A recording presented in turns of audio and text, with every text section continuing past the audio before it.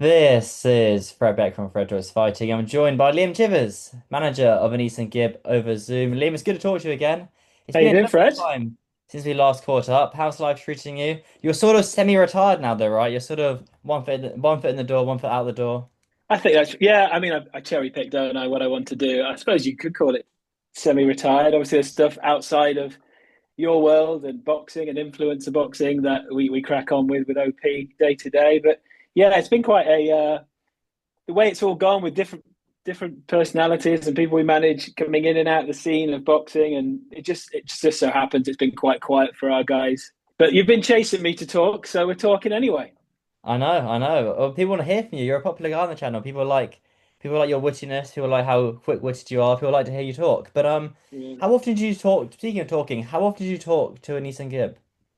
We message, what are you up to? What do you want to do? It's where I'm traveling here. If you with ideas to plug in, I mean, you saw last month we organised a trip from a brand trip over to Saudi and to do some promo stuff there. But it's very much when he's doing something and he actually goes ahead and does it, we work as a team. We say, look, how can we support this? And that's pretty much as it is. He keeps himself to himself a lot of the time. Um, obviously, predominantly, we've always done the boxing side of things, and obviously, he was very busy for a while, wasn't he, through all the different promotions, and so it was every day. At the moment, yeah, we just have little messages, just keeping in touch, really, and obviously, we've had a flurry of messages just over the last few days about all this Misfits side of things again. But really, it's whatever he does at any time. He could get up in the morning and say, "Hey, Gib, got this opportunity. Do you want to fly to this part of the world?" If he thinks it's fun and it can make some good content, it's on, and we bring everybody in, and we're all in. So it's all or nothing with Gib, really.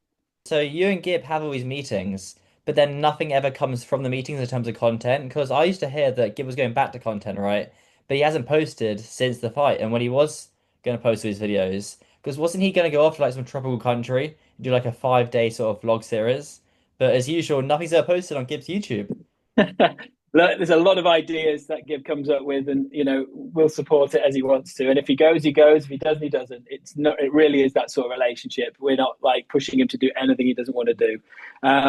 We've got a lot of other people to work with and keep busy with. So when Gib says we're on, all attention goes to him. And when he's not wanting to do anything, he's seeing family, doing his own, get his own downtime, enjoying his own, his own travels. Then you leave him be, and that's how it would be. I'm sure you wouldn't want it any different for you.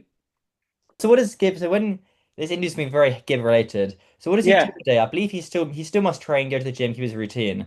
But he doesn't post TikToks, YouTube videos, or anything. So I guess he's just living his life, which is well deserved. He's worked very, very hard, which yeah, is 100% yeah, well deserved. But he just kind of lives his life, goes here, there, everywhere, goes on lots of holidays, stays in shape, eats good exactly. food. He's doing what he wants. He's doing obviously he stays fit, stays healthy, but he's not in training in terms of boxing right now or anything like that. You'd have to ask Leon how many times a week he's seeing him just to stay in tune.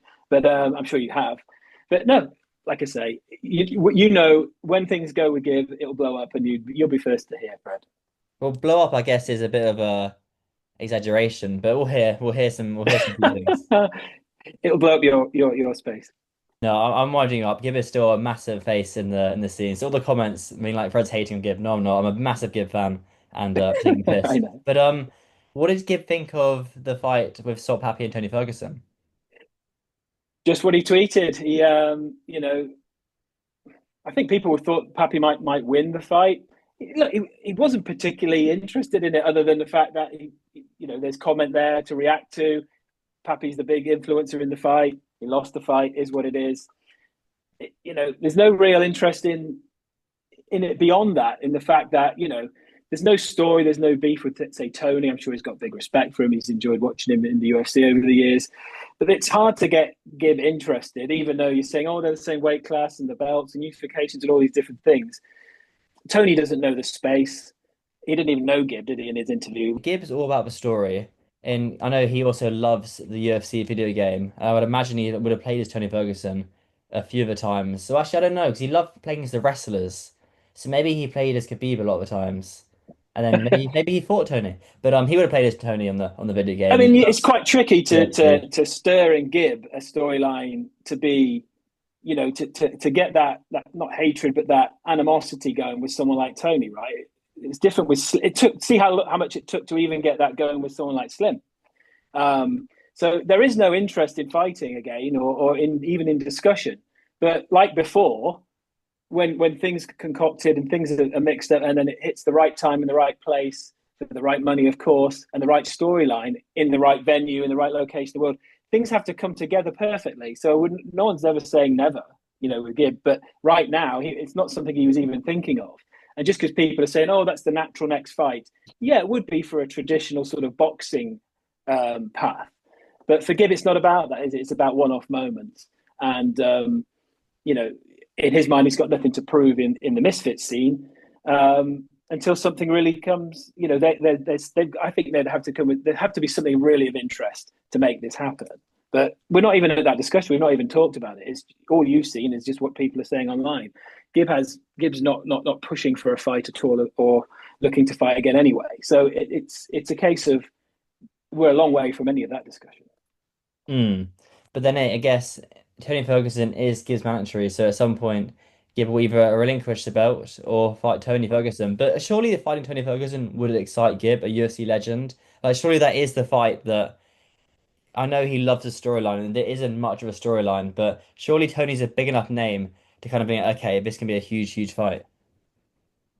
You'd think so potentially, but there's more factors involved, isn't it? Than, oh, that's Tony Ferguson, who's however old, and he's beaten Salt Papi. It's other people have beaten Salt Papi, and he's not necessarily fought them directly. It's all about the big event, big timing, and whether Gib's interested. And right now, it's not even off the starting line. So I said to you this before when you've been hassling me to try and interview. Don't ask me all about this because I've got nothing to tell you. I got nothing positive to talk about in that regard. But Would you want Gib to take the fight?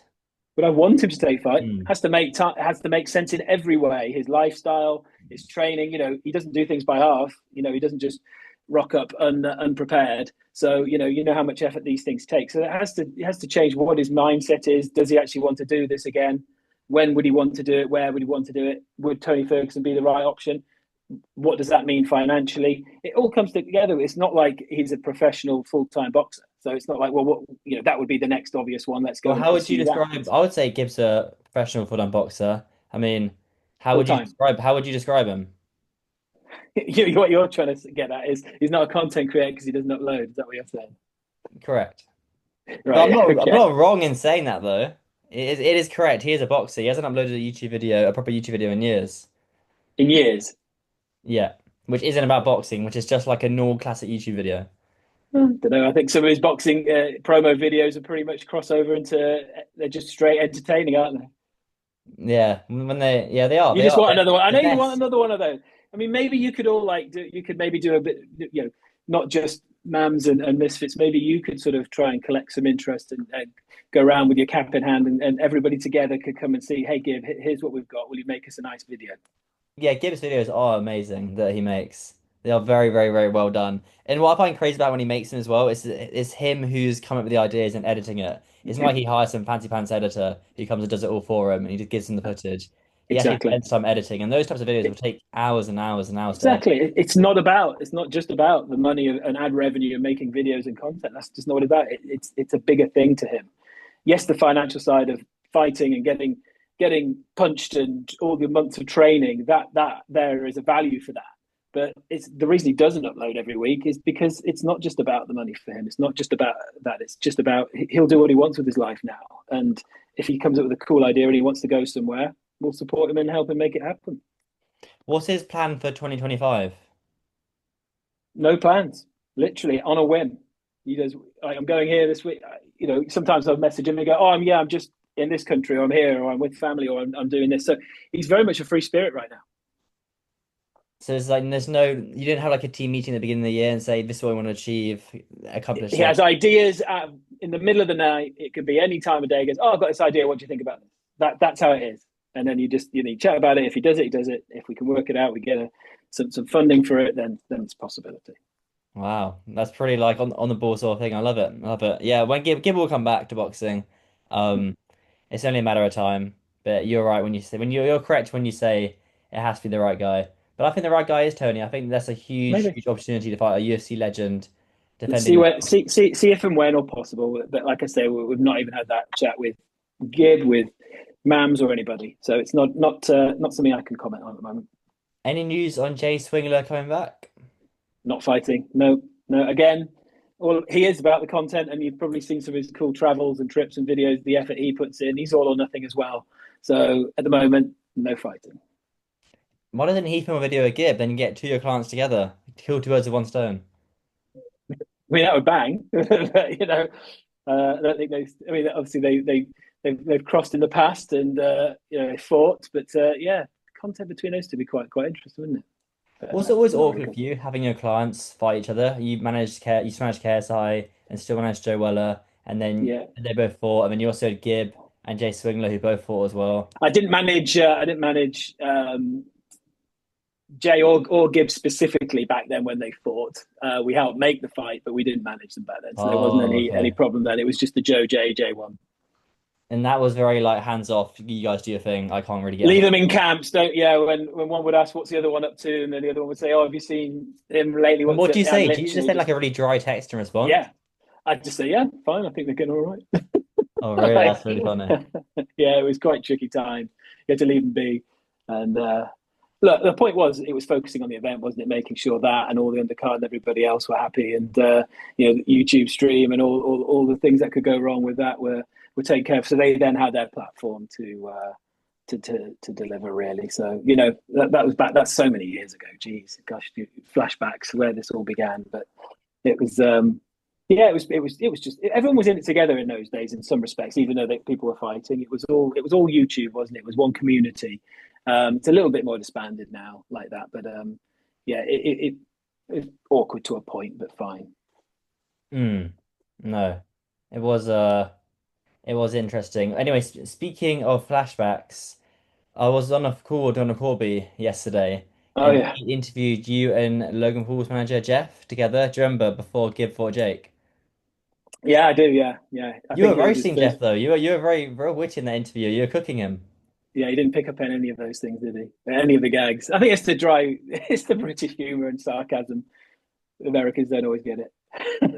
No, well, yeah, it's Do a you find threat. that when because you're super sarcastic, like obviously you try and you're really cheeky with Mams in interviews and myself and probably others as well. But do you find that goes over some people's heads? They think you're being literal, or do they pick up on your sarcasm? Um, I only really do it too much when I know the person quite well. When they wouldn't take any offense or whatever. But I probably will start doing it more, taking like being more a bit more cheeky. But I don't know. I haven't noticed it yet. I probably have a few times taking the piss out of Americans and they haven't noticed yet. I can't think of like a time in my head when it's happened, but it probably will when they start Yeah, kicking off or whatever. Did you watch the Misfits show on the weekend though? A lot of yeah, people I did. Yeah, saying I it watched was one it. of the I better watched it. ones. I watched probably the last 5 or 6 fights. Yeah, I thought it was great. I thought it was good. I thought there was some interesting results, great moments, and some new stars, aren't there? I mean, obviously it was very MMA fighter into boxing heavy, but that really drew the crowd, didn't it? It seemed there is certainly a new market there for Misfits, isn't there? With most of the people chanting for Tony, not Papi, for example, in the arena. But I thought the fights were great. I mean, some were what they were. Chase Damour's fight. There's always something in there, isn't there? Does what he does, but to call out Johnny Fisher was quite funny. I thought trying to copy Jake's way of getting views and interest by like he did with AJ with no interest, with no intentions of fighting him. I think it's the same tactic, but doesn't quite wash the same, does it, when Chase does that? But um, Ty Mitchell's fight was great, wasn't it? Wow. I mean, I actually had that as a draw. I thought his opponent underestimated him and probably started too slowly for too long. One more round though, I thought Ty was in trouble. But what a great effort versus a really good pro. Was Was that the he's a feeling in fourth the one? in He's the a 4-1 underdog, which is insane looking back. Ty was? Yeah. Wow. No, he did brilliant. You can see why everyone's talking him up.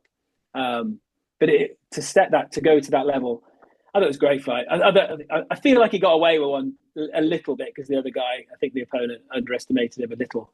But what a great effort to actually get the decision. Did you think? How did you score? I thought it was a draw. Yeah, it could have gone one round entire or a draw. A draw would be perfectly fair though, at the same Yeah, time. I mean, I didn't, very. that's what I heard. I didn't actually see the whole fight, scoring it card by card. It was quite nice actually having that fight halfway through the show because Yeah, doing interviews and everything backstage, you got to move so fast because these fights are only 4 rounds. So it's quite consistently fight by fight by fight. But when you Mm. had like a 10 round fight, it was the first time there ever been like a 10 round fight on Misfits. So it was fantastic. You had so much time to catch up and upload videos. Yeah. It's like called like a halftime break or a recovery So period. you weren't watching it. You were just doing your videos, of course. And oh well. Well, I saw bits of it. I saw bits of it, and Yeah, then yeah, it's I good remember fun. hearing the huge roar backstage when Ty Mitchell won. So yeah, Yeah, it no, was it's nice to great. see. The Papi fight was interesting. I mean, you're probably I don't know what everyone was saying there. It seemed like Papi had a game plan with the counter, landed those shots, made no dent, but had no plan B, ran out of gas. Debatable about the stoppage, but I don't think Papi would seem too upset about the stoppage. I think he realised this is going to be quite long now. I can't get this guy out of here. So when the stoppage came and he was getting a bit tired, he probably thought, you know what, not the worst stoppage in the world, even though he probably could easily say it was a little early.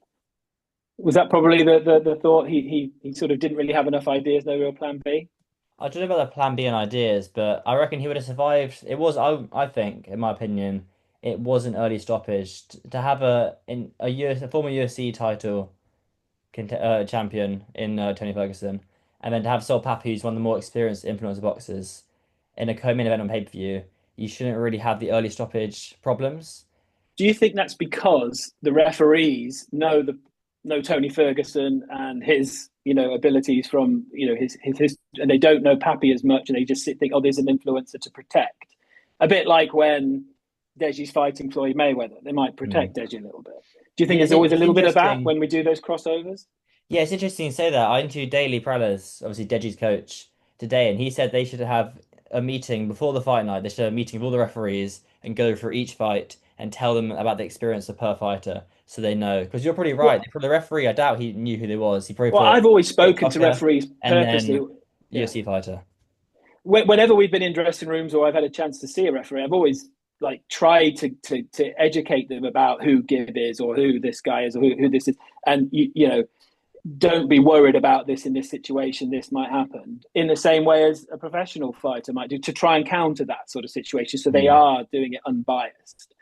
Um, so I don't know if that was whether Solomon or Salt or anybody in that team put enough time into the ref to try and set this straight. If he's on the ropes and he's covering up, don't worry, he knows what he's doing. I don't know.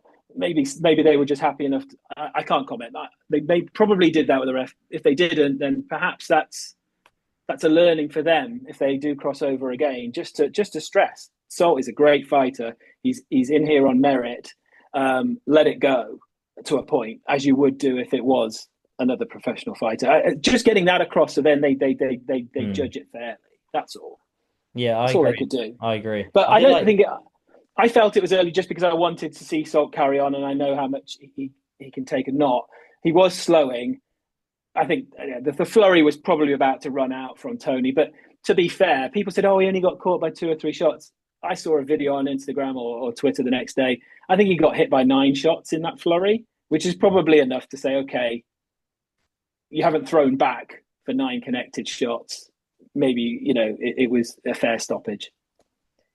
I think that what Daly said today about having a briefing room for all the referees before the fights or the night before fight night would be quite a good idea, so they Yeah, know what's up. I thought that'd be quite a good suggestion. But yeah, I mean, Stop Puppy did break his hand in the first round, so I'd imagine if he got through that round, he might have got stopped I in the heard that final or they six. said they caught that on the camera in the corner. Was it after the first or the second round, whichever it was? He said to Solomon, "I've hurt my hand." You actually heard that him actually say that. So, but is what it is. He was throwing that one shot. As he said afterwards, he wasn't making much of a dent on Tony. It wasn't really working. So, how many rounds were left? Was it a 5 round fight? Was it in Yeah, the so you had third two round? It was rounds stopped. left. Yeah, Yeah, so it would have been quite long for Sol. I think it was. He could have probably got through it, but he seemed tired again. It was Tony still got that inbuilt cardio. Salt didn't seem to. It was probably going the wrong way at that point. and it must be quite demoralizing every time he hit Tony with the best shot. Even Tony Ferguson at 45 years old, he still kept his chin, which is pretty Yeah, incredible after all the punches he's yeah, taken. The Assault hits him yeah, with the left hand, which normally puts a dent in the other person, yeah, and Tony just took it and kept him walking forward. I mean, that's quite incredible when you think about it. yeah. No, I mean, I don't know if the hand held Salt back at all or not. Probably not. He seemed to keep throwing it. Maybe if he landed a few more in the fourth and the fifth, it could have been an interesting end to it. But we'll never know. I've got no problem with the stoppage, other than the fact that we missed a nice bit more. It cut the short fight for the viewers. The fight short for the viewers. Were you impressed by Tony Ferguson's cardio? I think so. Yeah. I mean, it's only 3 rounds, wasn't it? It wasn't 8 rounds. Do you think Tony Um, Ferguson has got better cardio than Gib?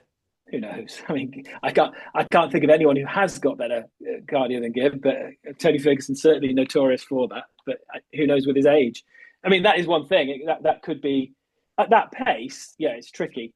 But if Gib fought his style against Ferguson coming forward, I think they both comfortably go to more rounds than 5. Yeah, be it 8 round fight if he fought eight Six last. or eight, I don't know. Yeah. Anyway, not talking about how many rounds a Gib fight might be against Ferguson. Yeah.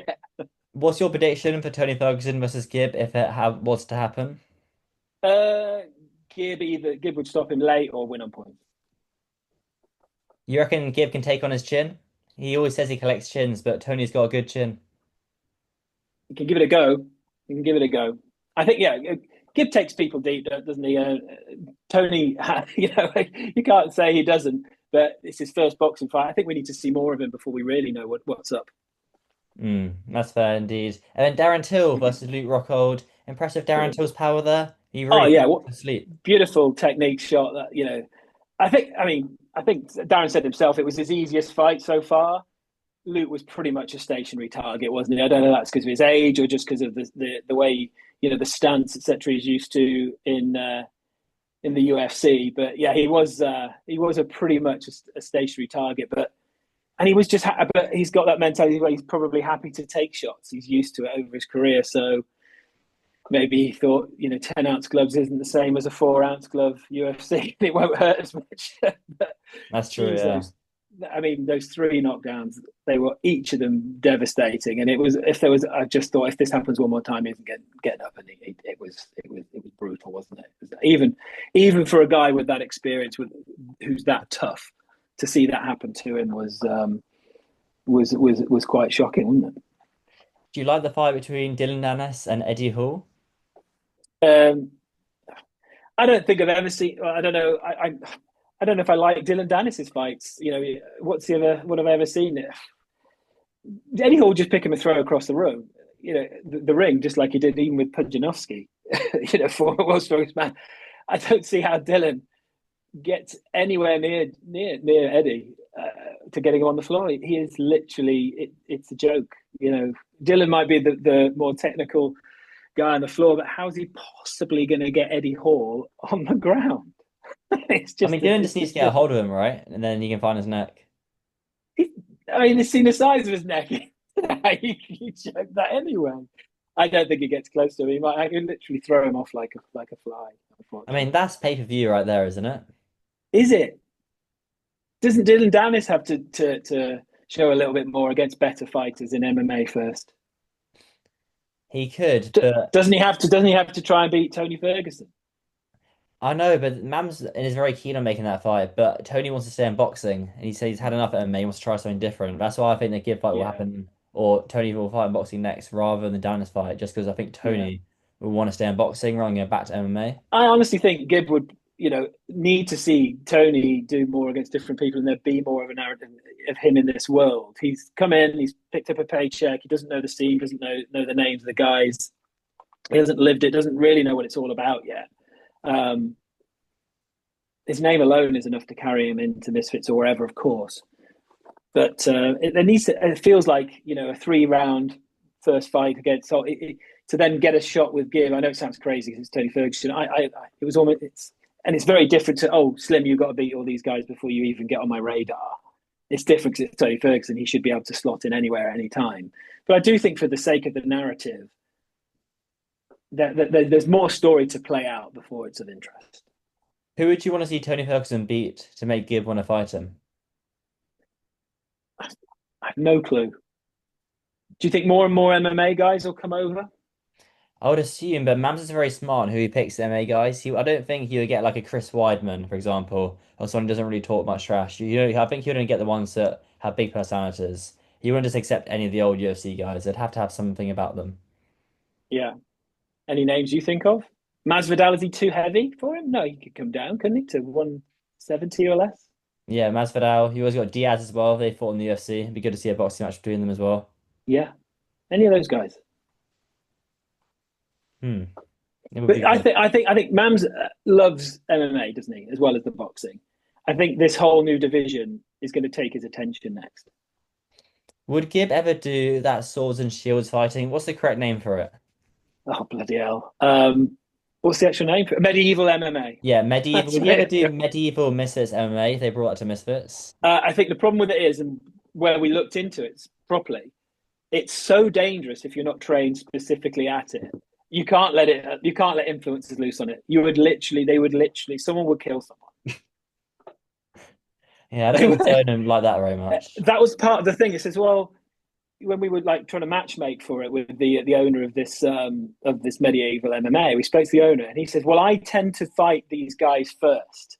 But you yourself, yeah, I tend to do it because I need to protect them. What do you mean protect them?" He says, "Well, I need to teach them how not to kill me by accident, or not to literally snap straight through my leg at this time, or what not to do in this certain way." Or themselves to what it's not that it's a WWE style thing where it's choreographed, but there's certain do's and don'ts where you just don't do that, and it can take so many months to practice Mm. those skills in the same way as you do the different disciplines in actual MMA.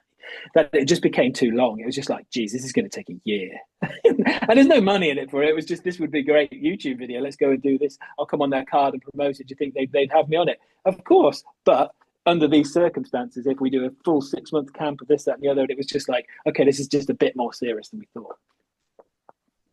What was Gib's weapon of choice? An axe, a spear, a bow and arrow, a sword? No, it was all, it was just all axes and swords. It's swords, isn't it? It's just swords. Yeah. That's a good question. I'll ask him that. If he ever fights again, if I ever interview him again, I'll ask him what was going to be your weapon of choice in medieval MMA. The big overhand right. Yeah. You can still can you still punch in it, or are you only allowed to Yeah. use weapons? Yeah, yeah, you get them on the floor. You can suffocate them. You could. It's MMA, but you just knock people down, and then and it was. We didn't get to the point. It was like, well, what can you do in this position, and what's allowed in this? Where are you not allowed to hit? We never got to that point because it was just like, this is just way too difficult to learn quickly. So it wasn't a career choice, that's for sure. Yeah, I mean, at his stage of life, the amount of money he's made, his life is very, very important Well, to that's him. the But thing. his They state say of health is if you important to hit him. someone in the wrong angle with one shot to the knee, that's your knee snapped. You're out for a year. That's what it was. Okay, well, I'd still maybe want to box again or do some fitness. So maybe we won't do this in case I take my knee out. It's a brutal thing. I haven't watched any of it since. Actually, I really should do because I bet there's some interesting. I think the problem with it is because they're all covered up. You don't realize the impact and the trauma it's having on their bodies and their heads because they've got the helmets on. But Mm. like, just the sheer weight of the gear itself really makes it very hard cardio wise to even lift the things after a round. The craziest thing I've ever seen. Yeah. Yeah, it's pretty nuts. It's pretty nuts. Something that Mams would probably love, absolutely love to Oh put yeah, yeah. on this. He should look into it, but you'd have to get two actual trained guys in it to then put them up against influencers to learn it. That's a long process. Imagine you like a medieval Form 4 fight to warm up the start off the pay-per-view. That would look insane. There is room for one of these fights on these cards for just the novelty factor, isn't there? But it doesn't have to be anyone you know. But No, these guys make their you own can't see name. them anyway, can you? I mean, No, I think that's true.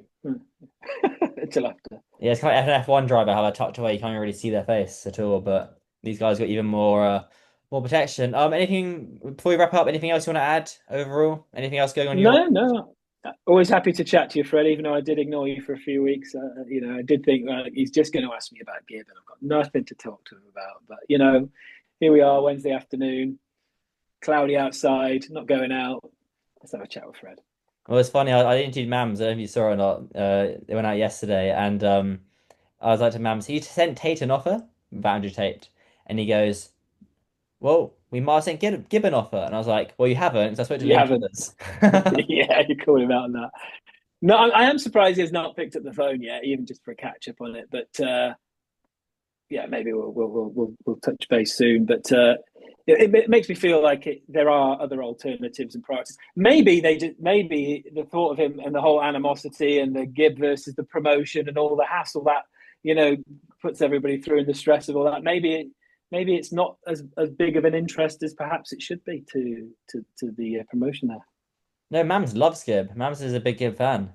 Okay, good. And he's a title holder of the division. Does he never want to come down and watch the events, or is he just happy watching it on his TV or whatnot?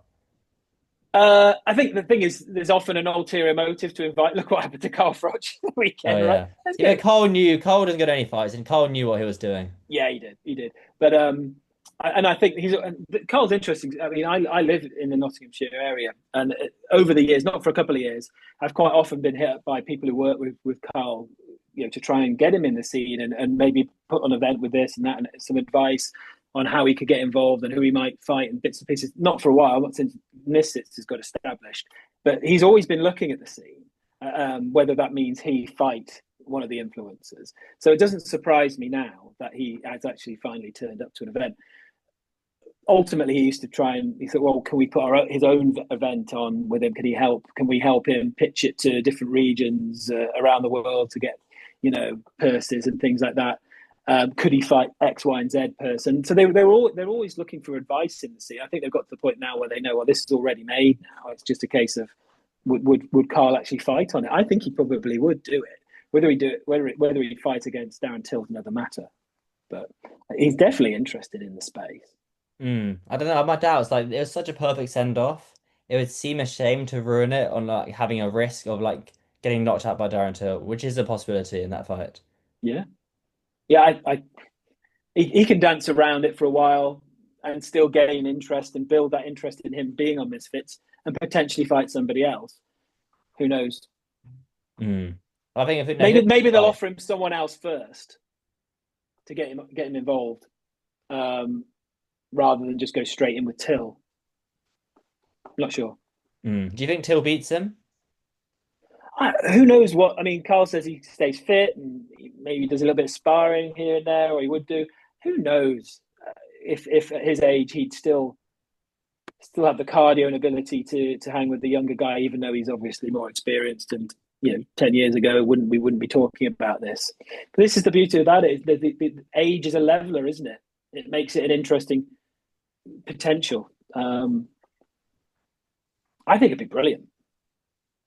Yeah, the more you think about it, you think how brilliant that would be. Could Cole Froch versus Darren Till do Wembley? Not stadium, no. But it could do the O2 Arena. Yeah, probably, yeah. Yeah. Mm. Especially if you have, I mean, there's these. This was the beauty the other day. How full was the arena in Manchester?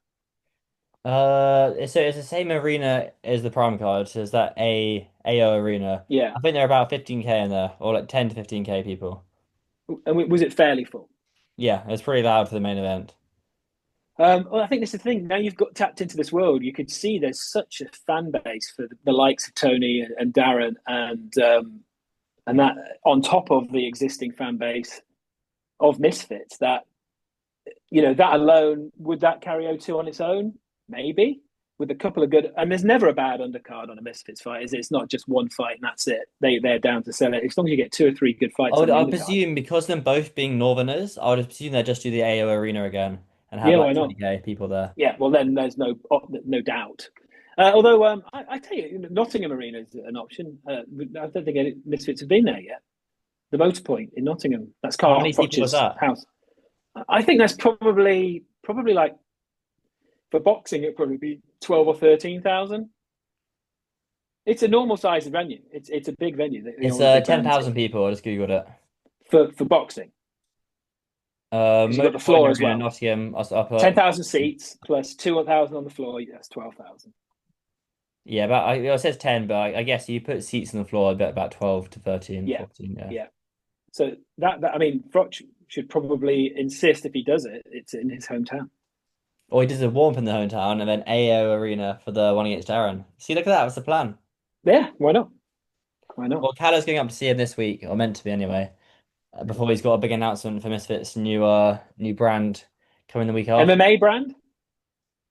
It's Uh, not going to be Misfits tennis, is it?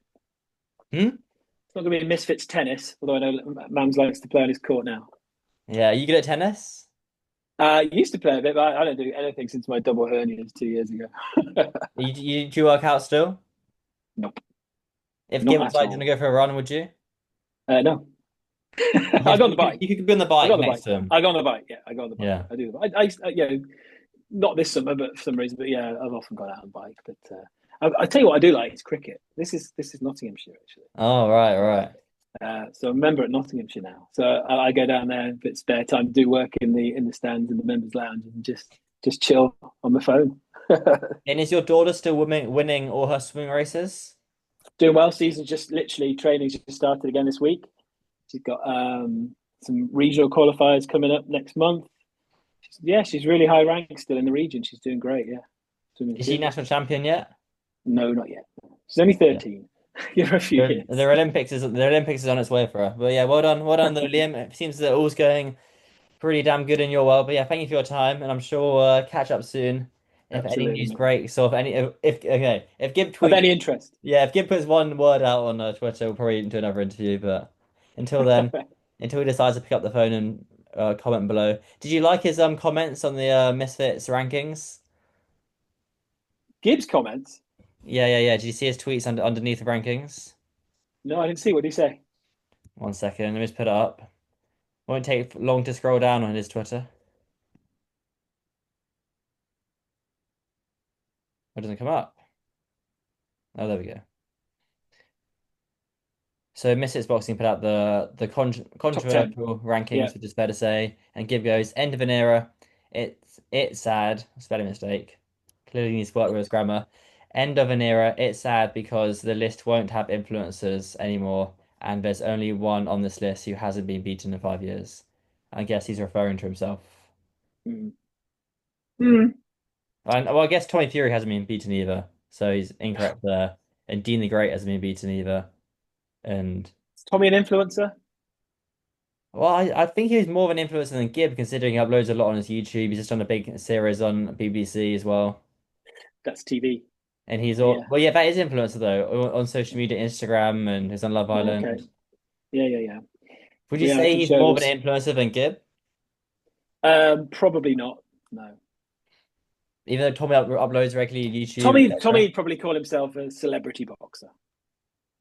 Celebrity, I think more, yeah, because he does other stuff. And Gib is boxer, and yeah. Fred Beck Too troll. easy. 10-7, 10-7. What's 10-7? This is when you in boxing when you get a knockdown and then you win the round. 10-7, not a 10-8. No, Two knockdowns. that two knockdowns. Wow, that's embarrassing on my part. Yeah, Liam, as always, mate, thank you very much. And yeah, we'll catch up soon when there's some more news. But yeah, good luck with Cheers, mate. everything. Take it easy, mate. Well done.